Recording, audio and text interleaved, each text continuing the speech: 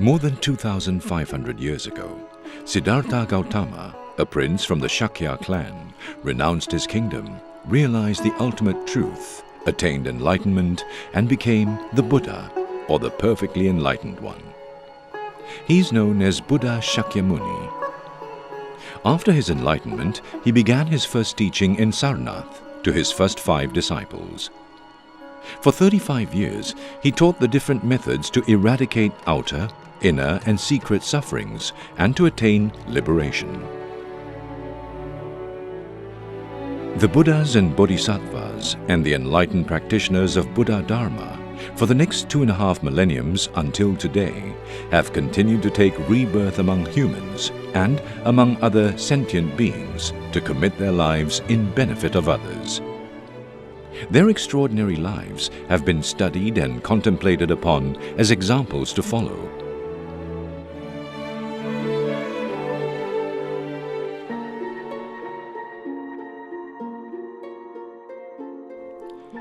In the 11th and 12th century CE, among the enlightened beings who served tirelessly in the 6 realms were the 84 Indian Mahasiddhas, who exhibited exceptional abilities unimaginable by human minds.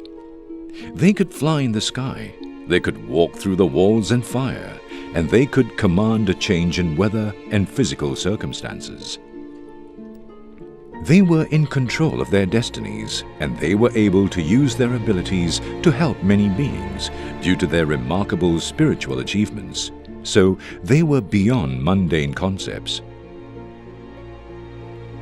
Among them, Naropa, an Indian prince born in 1016 CE, became one of the most important sources of one particular Vajrayana lineage that spread far and wide in the Himalayas. He was to return as 𝐷𝗵𝐴 𝐷𝗵, the founder of the Drukpa lineage. Naropa was broadly recognized and revered as a direct emanation of Avalokiteshvara, the Buddha of great compassion. Despite his unusual destiny, he went through an ordinary life before renouncing his kingdom, his wife, and his possessions, embarking on a path in search of the ultimate liberation from the endless samsaric cycle, just like the Buddha. Before meeting Tilopa, his destined teacher, Naropa was already an accomplished scholar at the renowned Nalanda University. Due to his wisdom, oratory skills, and spiritual understanding, Naropa became the northern gatekeeper and the chancellor of the university. Following the guidance of Vajra Yogini in a dream, Naropa left Nalanda and travelled eastward, where he finally met Tilopa. Tilopa instantly put him through 12 major and 12 lesser hardships in order to purify his karma and obscuration. After attaining enlightenment in today's Sani monastery in Zanskar, Naropa was offered the renowned 6-bone ornaments by the Dakinis, and he flew into the sky with these ornaments. He taught in many places and had numerous disciples, especially in Kashmir and Zanskar, where he established many monasteries. Naropa was said to live until 1100 CE and then resurrected into light, leaving no physical remains.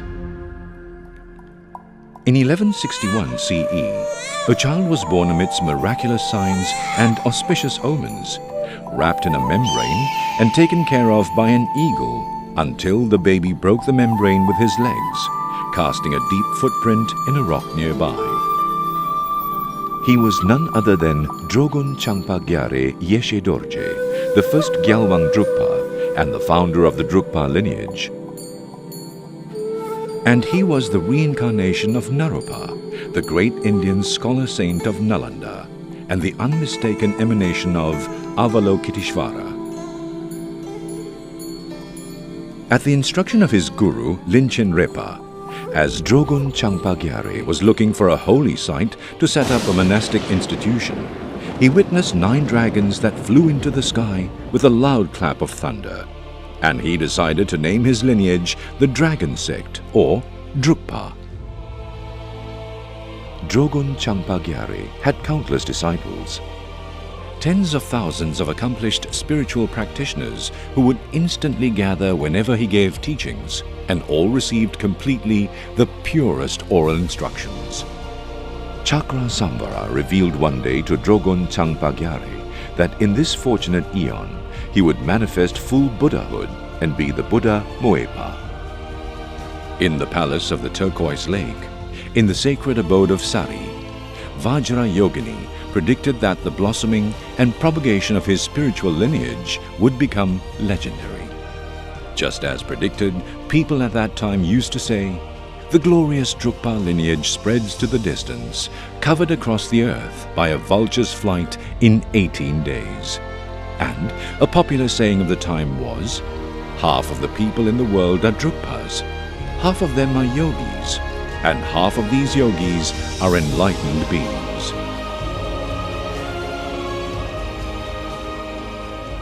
The popularity of the Drukpa lineage among practitioners seeking enlightenment is also described by another saying. Followers of upper Drukpa are like stars in the galaxy. Followers of lower Drukpa are like dust on the ground. Followers of middle Drukpa are the grains of sand on the river bank.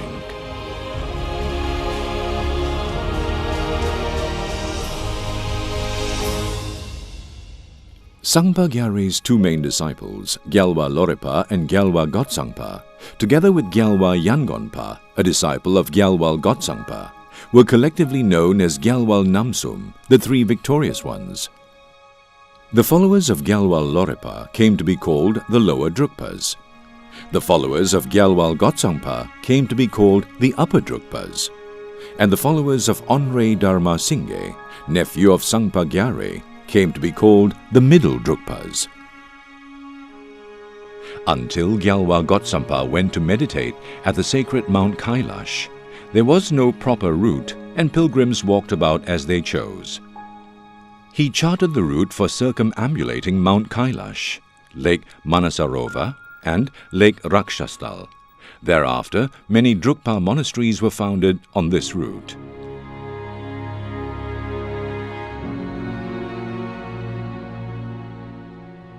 Even today, at a time that is critical for the Buddha Dharma, the Drukpa lineage is responsible for more than 1,000 monastic centers across the Himalayas, and it has also spread to many countries in the world with one motivation: to spread the teaching of eradicating suffering and of attaining individual and collective happiness, peace, and harmony.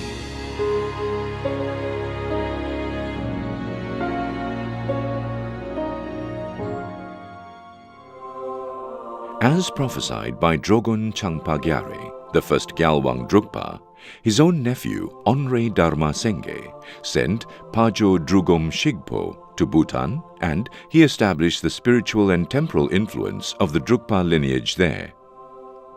In the 13th century CE, Gyalwa Lorpa visited Bumtang and founded Chodrak Gompa and spread teachings of the Drukpa lineage.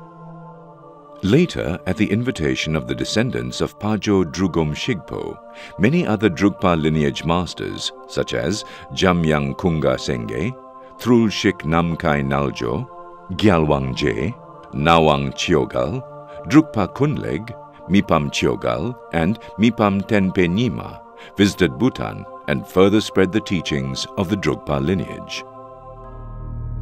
According to his own prediction, the fourth Gyalwang Drukpa, Kunchen Pema Karpo, returned with two reincarnations in late 16th century CE, Shabdrung Nawang Namgyal and Paksam Wangpo. Shabdrung Nawang Namgyal unified Bhutan in 1651 and established himself as the spiritual and temporal ruler of Bhutan. He renamed the country Druk and the people Drukpa to indicate the supremacy of the lineage. Shabdrung Nawang Namgyal appointed Peka Jungne as the first Jade Kempo, the spiritual head of all monasteries in Bhutan. Since then, the successive Jade Kempos, together with their majesties the kings of Bhutan, are recognized as the supreme spiritual heads of the kingdom of Bhutan. It is due to their unconditional and relentless effort in upholding the lineage and benefit beings that the Drukpa lineage is still thriving in this country.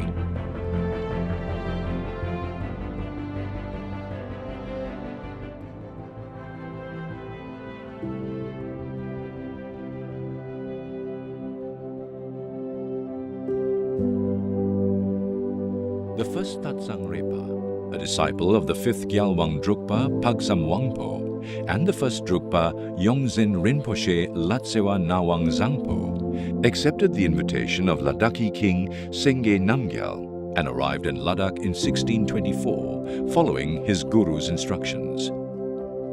He first founded Hanle Monastery, and then in 1630 the famed Hemis Monastery, just below the meditation cave of Gyalwa Gotsangpa. Successive reincarnations of Tatsang Repa became the spiritual teachers of the kings of Ladakh, who in turn were the patrons of the Drukpa lineage.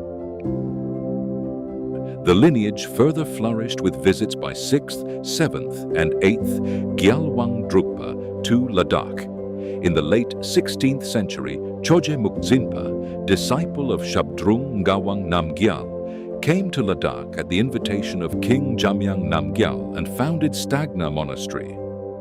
Its branches in Zangskar, Stakrimo and Barden were later developed by Gyaltse Shabdrung, king of Zanskar, who trained as a monk in Bhutan and founded Sani.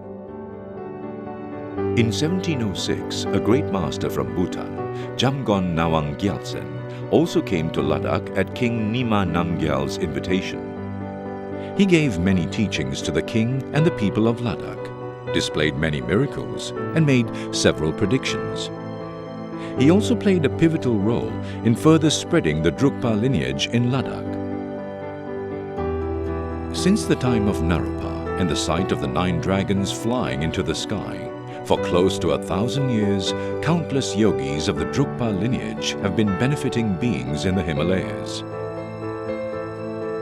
Besides Tibet, the Kingdom of Bhutan and Ladakh in North India, these extraordinary teachers have left their amazing footprints in Kinnaur and Lahore in the Indian Himalayas and many parts of Nepal.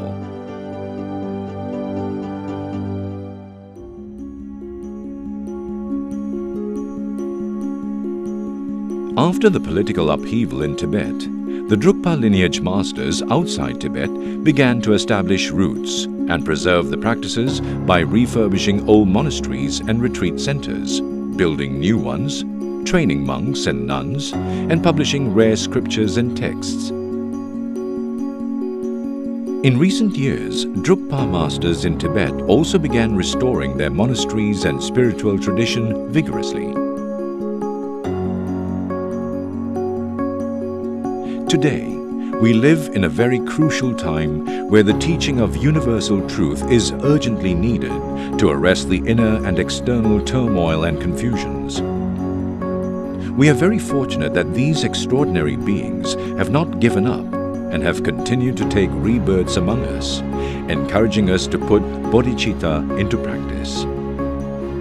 By following their footsteps, we are gradually empowering ourselves on the heroic path to enlightenment, only for the benefit of all beings. It is with this strong and unwavering commitment that the teachers and their students of this glorious lineage of Dragon Yogis will continue to sustain and thrive.